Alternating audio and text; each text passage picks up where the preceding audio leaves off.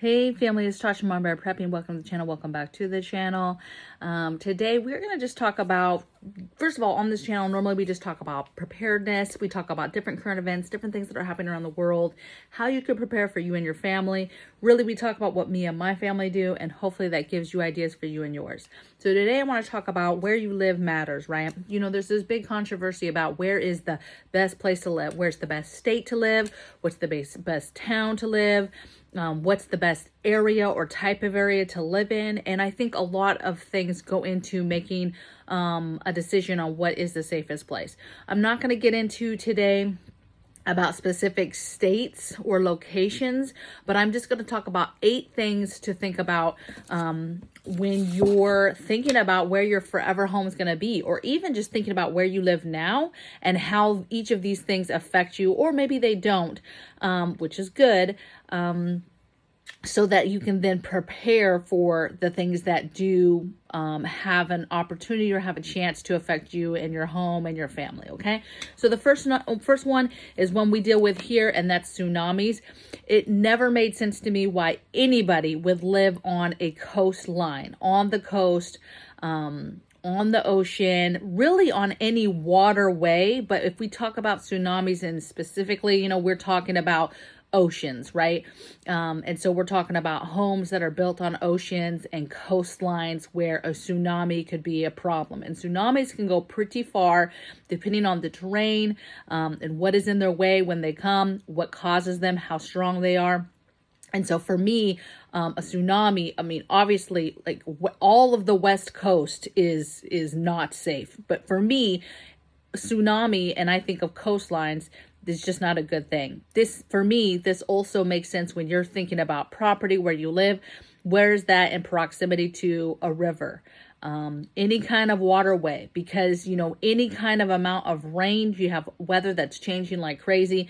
All of a sudden you go years and years and years with no problems, that never flooded. The waters never rised. The river was fine. And all of a sudden you hit a year where you get heavier rain or you get some flash flooding. And now that thing is on your house, in your house, washing your house away. Now, I'm sure you've seen in the news recently, you know, houses washing away in Alaska, right, with some flash flooding. But this goes for me anywhere. So number one, and these aren't in any kind of order, is tsunamis, that's coastlines, but that's also your home in relation to bodies of water, okay? Number 2 thing is flooding, and this is why, right? If you're living close to bodies of water, flooding happens, those waters rise. But flooding in general, what is the grade of your property? What is the grade of where you live? You could live in an apartment, but you could still understand, where do you live? Are you on a hill? Are you up against anything that could have flooding and mudslides? Are you, you know, when it rains, how much water collection is around your home specifically, your apartment specifically? It's important. I get it. If you're in an apartment, there's not much you can do to mitigate that. But knowing how the water flows, how the water collects around where you live still matters, okay? And it's still a really, really important piece of information, if you will, okay? So number 2, flooding. And then you can prepare for that, right? And there's a lot, you know, it's hard because there's a lot of things that happen where, again, you have a place that never dealt with any flooding. Crazy storm comes through, flash flooding, and the whole town is underwater. And you're like, what the, you know, but you can prepare for that. Even if it's preparing for the aftermath of that, okay? Preparing for, okay, you couldn't stop the flooding. You can't stop a flash flood, right? You can mitigate those so that the water deviates from around your property, or the grade is set to where the water doesn't set at your house. It keeps moving. But you can prepare for the aftermath of that, the aftermath of cleanup, the aftermath of the materials needed to clean up, to get things going, tarps, tapes, different, you know, material to redo stuff, even the drywall, getting ahead of having that stuff somewhere else. Whatever it is, right? Getting your tools and stuff. You can get ahead of a lot of stuff. Having sandbags, diverting water, like I said. There's a lot of different things that you can do to get ahead of flooding. Number 3 thing I have is, I can't even read my notes. Oh, fire.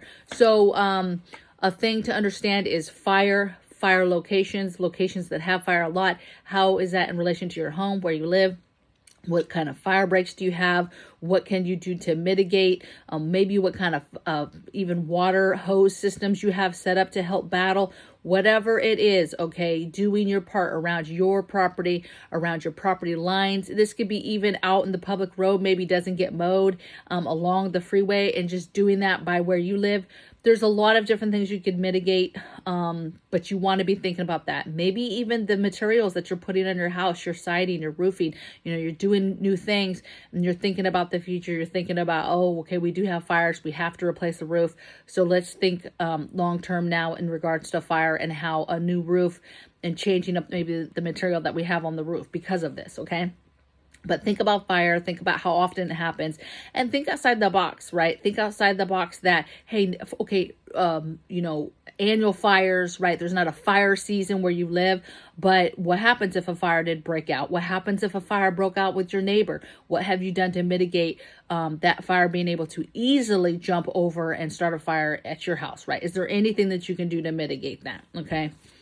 Next thing I have, number 4, is earthquakes, right? Again, are you an earthquake country? There's a lot of this country that falls under some sort of fault lines, right? This is not just a Southern California thing.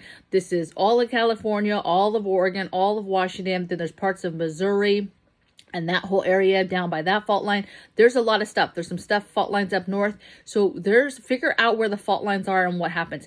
You know, it only takes one crazy one. And yes, maybe you're on a kind of a docile fault line, nothing really happens, but those things erupt and do get big and do cause damage, and we are extremely overdue in some of those on the West Coast, right? And so one day a crazy earthquake is going to happen. We talk about this, we see this in the movies, right? But this is not if it will ever happen. This is it when it happens.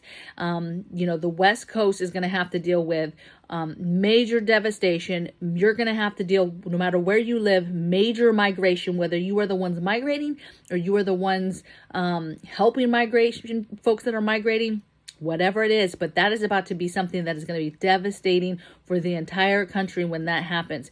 And you have after effects, more earthquakes, you have stuff that's going to set off tsunamis. On top of that, it's just going to be insane. And the crazy thing is we know it's coming. The next crazy thing is we have a large part of areas, a ton of areas, probably the majority of the areas that are not even ready for this. They're not ready for the earthquake part, and they're sure as hell is not ready for the tsunami part, okay? Next thing I have, when you're thinking about land and where you live and how good is it, and that's resources. What do you have naturally, resource-wise in the area? You know, do you guys have lots of trees? Do you have water sources? Do you have hunting sources like animals, right, that can be hunted?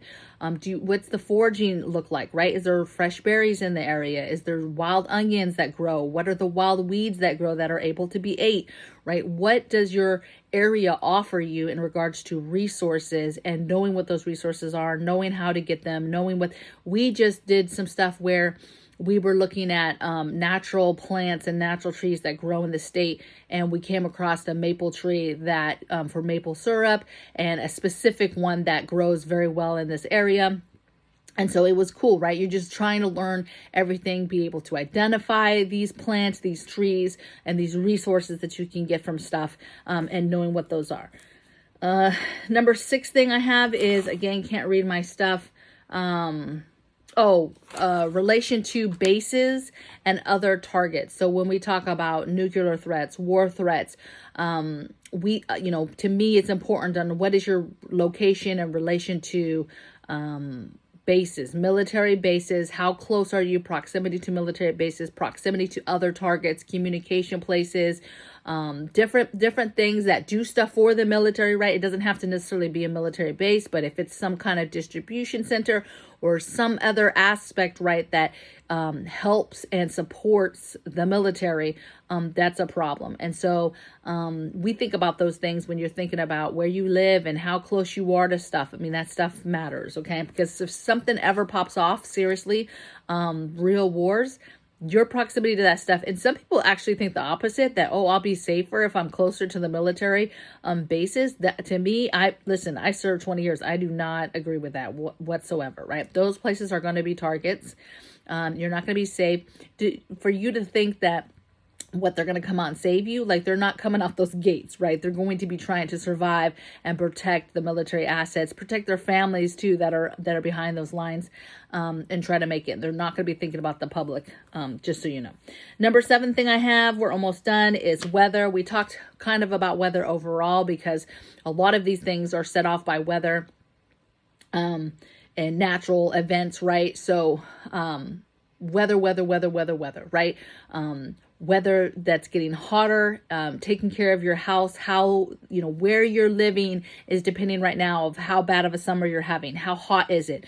The winters, how cold is it? How blistery, you know, blizzard is it?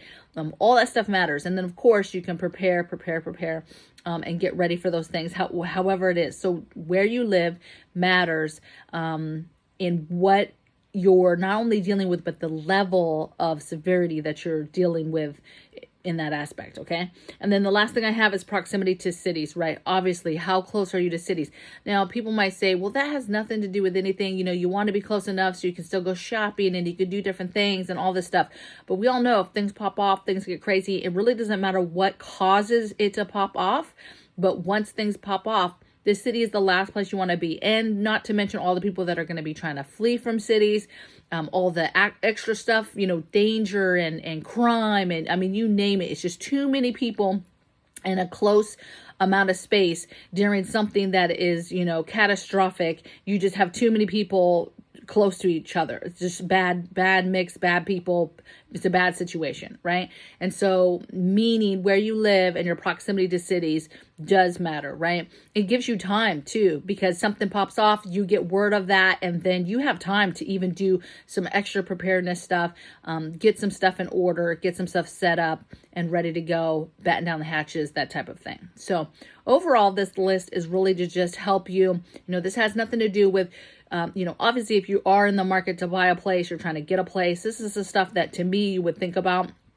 But if you live somewhere and there's no way you're moving, right, anytime soon, you can still think about these things and then think about, okay, one, do these things happen in my area or not? Yes or no? If it's a yes, then how do you prepare to battle those things so that, you know, hey, I know this is an issue or this could be an issue in my area. What can I do to prepare for it? What can I get to make life go smoothly when one of these situations is happening, or I'm dealing with these situations on a like seasonal basis? Every single year you're dealing with something on this list, right?